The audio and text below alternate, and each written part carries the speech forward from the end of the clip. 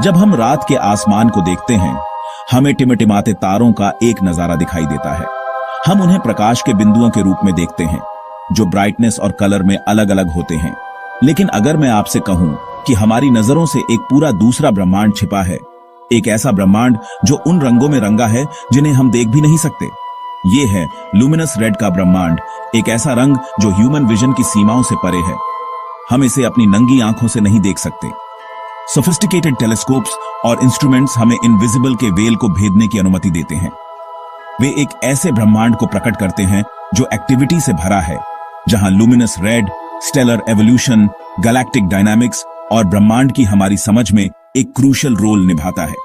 मेरे साथ जुड़ें, क्योंकि हम लुमिनस रेड के फैसिनेटिंग रियल्म का पता लगाने और हमारे ब्रह्मांड के बारे में इसके सीक्रेट्स को जानने के लिए एक जर्नी पर निकलते हैं। इमेजिन कीजिए, एक पुलिस कार आपसे आगे निकल रही है। उसका सायरन बज रहा है। जैसे ही कार दूर जाती है, सायरन की पिच कम होती जाती है। यह डॉपलर इफेक्ट है, साउंड वेव्स का खिंचाव। जैसे ही कोई सोर्स दूर जाता है, लाइट के साथ भी ऐसा होता है। इसे रेड शिफ्ट कहते हैं। रेड शिफ्ट से ब्रह्मांड के विस्तार का पता चलता है। ऑब्जेक्ट जितनी तेजी से दूर जाता है, रेड शिफ्ट उतना ही ज्यादा होता है।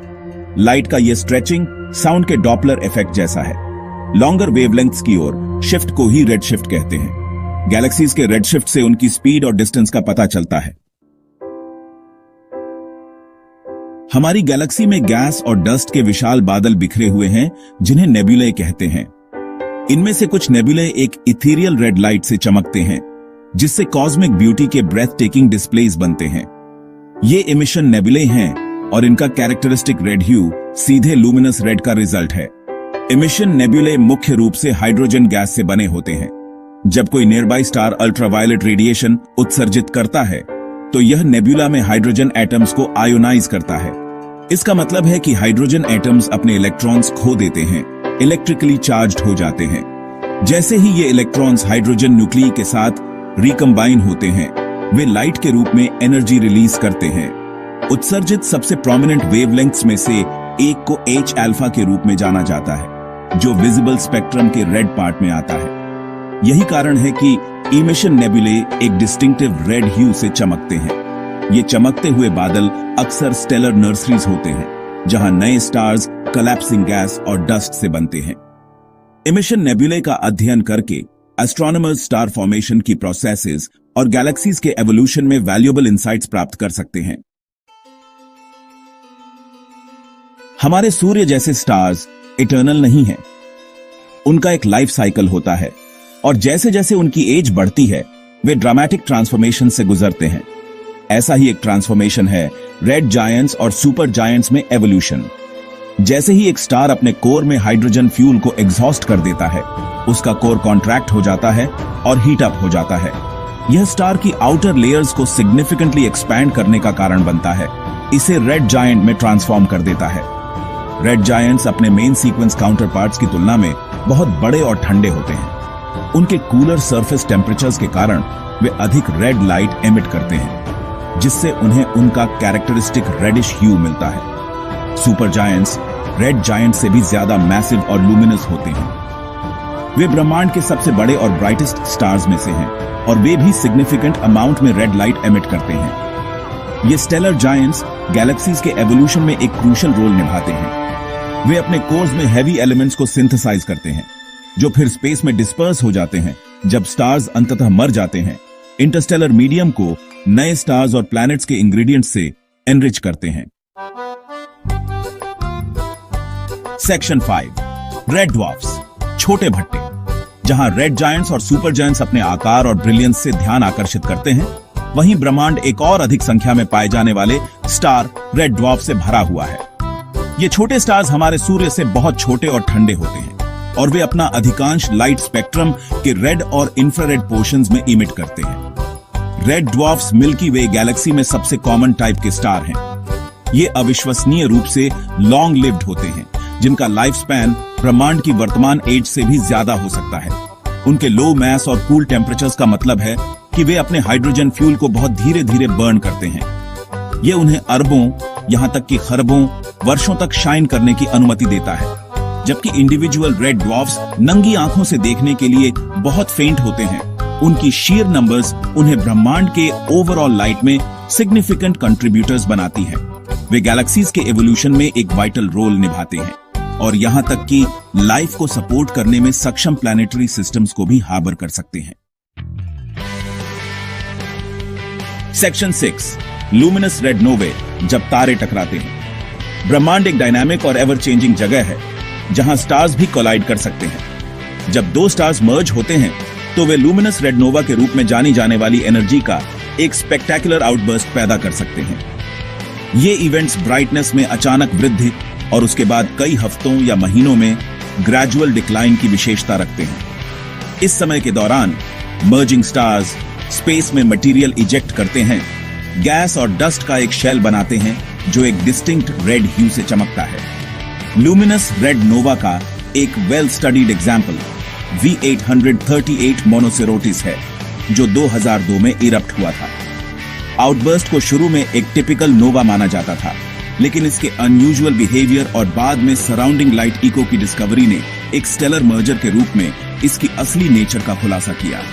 लुमिनस रेड नोवाए अपेक्षाकृत रेयर इवेंट्स हैं, लेकिन वे एस्ट्रोनॉमर्स को स्टेलर एवोल्यूशन की प्रोसेसेस और बाइनरी सिस्टम्स में स्टार्स के इंटरैक्शन में वैल्यूएबल इंसाइट्स प्रदान करते हैं। सेक्शन 7, अनदेखे को देखना, इंफ्रारेड एस्ट्रोनॉमी। हमारी आंखें इलेक्ट्रोमैग्नेटिक स्पेक्ट्रम के केवल एक छोटे से हिस्से के प्रति संवेदनशील होती हैं, विजिबल लाइट, जिसे हम रंगों के रूप में देखते हैं। हालांकि लाइट की अन्य वेवलेंथ्स में भारी मात्रा में जानकारी छिपी हुई है, जिसमें इंफ्रारेड रेडिएशन भी शामिल है। इंफ्रारेड लाइट में विजिबल लाइट की तुलना में लॉन्गर वेवलेंथ्स होती है और यह गैस और डस्ट के बादलों में पेनिट्रेट कर सकती है, जो विजिबल लाइट में हमारे व्यू को ऑब्स्क्यूर करते हैं। यह इंफ्रारेड एस्ट्रोनॉमी को ब्रह्मांड के उन ऑब्जेक्ट्स और रीजन्स का अध्ययन करने के लिए एक एसेंशियल टूल बनाता है जो अन्यथा हमारी नजरों से छिपे होते हैं। इंफ्रारेड टेलीस्कोप्स जमीन और स्पेस दोनों में एस्ट्रोनॉमर्स को स्टेलर नर्सरीज में झांकने, गैलेक्सीज के सेंटर्स को ऑब्जर्व करने और अन्य स्टार्स के आसपास प्लैनेट्स के एटमॉस्फेयर्स का अध्ययन करने की अनुमति देते हैं। सबसे फेमस इंफ्रारेड टेलीस्कोप्स में से एक स्पित्जर स्पेस टेलीस्कोप है, जो 16 वर्षों से अधिक समय तक ऑपरेट रहा, जिसने ब्रह्मांड के बारे में ग्राउंड ब्रेकिंग डिस्कवरीज की। इसका successor James Webb space telescope अपनी अभूतपूर्व सेंसिटिविटी और रेजोल्यूशन के साथ ब्रह्मांड की हमारी समझ में रेवोल्यूशन लाने का वादा करता है। सेक्शन 8, लुमिनस रेड एक ब्रह्मांडीय कथाकार। लुमिनस रेड के अध्ययन ने अपने विभिन्न रूपों में एस्ट्रोनॉमर्स को ब्रह्मांड के बारे में जानकारी का भंडार प्रदान किया है।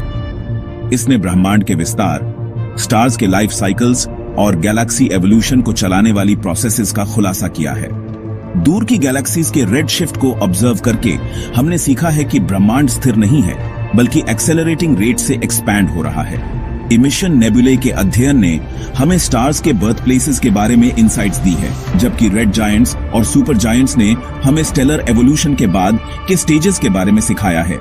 रेड ड्वार्फ्स, मिल्की वे में स्टार का सबसे कॉमन टाइप, ने स्टेलर लॉन्जेविटी और अन्य स्टार्स के आसपास लाइफ की संभावना के बारे में हमारी समझ को चुनौती दी है। लुमिनस रेड नोवे, हालांकि रेयर हैं, ने हमें उन ड्रामेटिक इवेंट्स की झलकियां प्रदान की हैं जो स्टार्स के कोलाइड होने पर हो सकती हैं। और इंफ्रारेड एस्ट्रोनॉमी ने ब्रह्मांड में नई विंडोज खोली है, जिससे हमें ऑब्स्क्यूरिंग डस्ट और गैस के माध्यम से उन ऑब्जेक्ट्स और रीजन्स का अध्ययन करने की अनुमति मिलती है जो पहले व्यू से छिपे हुए थे। सेक्शन 9, हमारी निरंतर खोज। ब्रह्मांड एक विशाल और रहस्यमयी जगह है और हमने इसके सीक्रेट्स की सतह को बस खरोंचना शुरू ही किया है। लुमिनस रेड का अध्ययन अपने सभी रूपों में रिसर्च का एक एक्टिव एरिया बना हुआ है, जिसमें हर समय नई डिस्कवरीज की जा रही हैं। जैसे जैसे हम अधिक एडवांस्ड टेलीस्कोप्स और इंस्ट्रूमेंट्स डेवलप करते हैं, हम ब्रह्मांड में लुमिनस रेड के रोल के बारे में और भी अधिक जानने की उम्मीद कर सकते हैं। हम नए टाइप्स के एस्ट्रोनॉमिकल ऑब्जेक्ट्स डिस्कवर कर सकते हैं, डार्क एनर्जी के रहस्यों को उजागर कर सकते हैं और ब्रह्मांड को नियंत्रित करने वाले फिजिक्स के फंडामेंटल लॉज की गहरी समझ हासिल कर सकते हैं। ब्रह्मांड की एक्सप्लोरेशन एक ऐसी जर्नी है जो आने वाली पीढ़ियों तक जारी रहेगी। और जैसे जैसे हम ब्रह्मांड में आगे बढ़ते हैं, लुमिनस रेड निस्संदेह एक वैल्यूएबल गाइड के रूप में काम करेगा, जो नए ज्ञान और समझ के मार्ग को इल्यूमिनेट करेगा। अगर आपको यह वीडियो पसंद आई है तो इसे लाइक और शेयर जरूर करें, और हाँ, चैनल को सब्सक्राइब करना ना भूलें ताकि आपको ऐसी ही इंफॉर्मेटिव वीडियोस मिलती रहें। धन्यवाद।